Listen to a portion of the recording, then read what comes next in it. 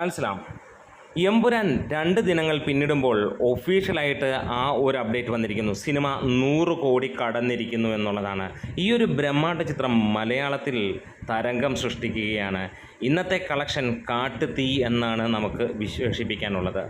ഇന്ന് മൊത്തം അല്ലെങ്കിൽ 2-ാം ദിവസം മൊത്തമായി സോൾഡ് ഔട്ട് ആയിരിക്കുന്നത് 241K ടിക്കറ്റുകളാണ്. മണിക്കൂറിൽ 10,000-ന് മുകളിലുള്ള ടിക്കറ്റുകൾ ആണ് ഈ സിനിമയ്ക്ക് 2-ാം ദിവസവും വിറ്റുപോയത്. 3-ാം ദിവസം അതിഗംഭീരമായി തുടക്കം തന്നെ 10,000-ന് മുകളിലുള്ള ടിക്കറ്റുകളിലേക്ക് എത്തുകയും ചെയ്യുന്നു.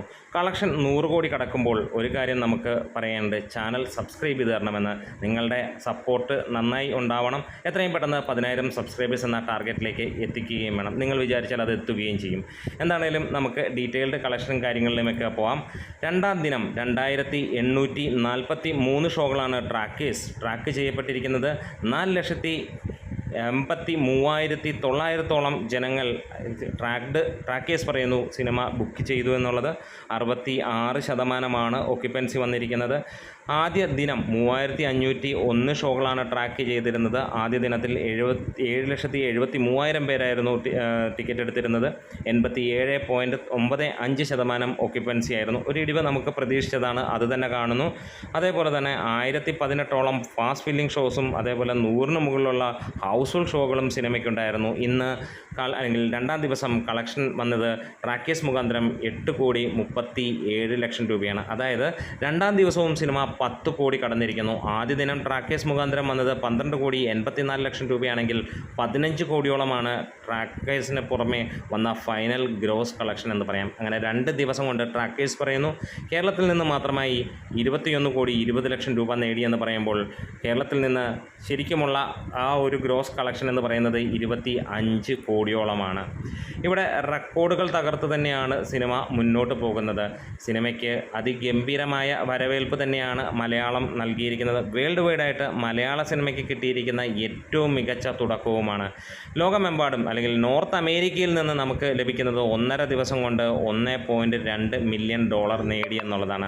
അതുപോലെ തന്നെ വിദേശ രാജ്യങ്ങളിൽ നിന്ന് സിനിമയ്ക്ക് 43,10,00,000 രൂപ വന്നു. മിഡിൽ ഈസ്റ്റിൽ നിന്ന് $2.45 മില്യൺ, USA കാനഡയിൽ നിന്ന് $941K, UK അയർലാൻഡിൽ നിന്ന് $818K, ഓസ്ട്രേലിയയിൽ നിന്ന് $309K, ന്യൂസിലാൻഡിൽ നിന്ന് $69K, ജർമ്മനിയിൽ നിന്ന് $149K, റെസ്റ്റ് ഓഫ് വേൾഡിൽ നിന്ന് $277K, അങ്ങനെ $5.013 സിനിമയ്ക്കായി വന്നതായിട്ട് 2-ാം ദിവസത്തെ അപ്ഡേറ്റുകൾ വരുന്നത്. അതായത് 43,10,00,000 രൂപ വിദേശ രാജ്യങ്ങളിൽ നിന്ന് വന്നു.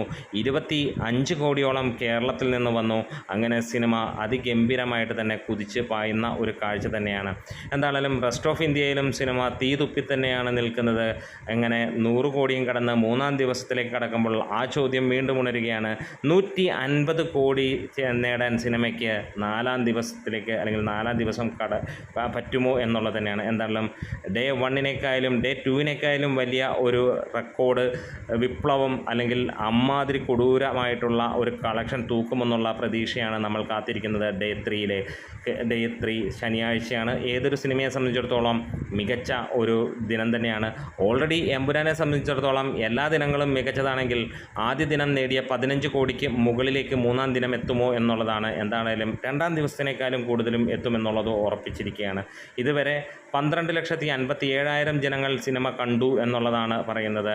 1,063ഓളം ഹൗസ്ഫുൾ ഷോകളും സിനിമയ്ക്ക് വന്നു എന്നാണ് ട്രാക്കേഴ്സ് പറയുന്നത്.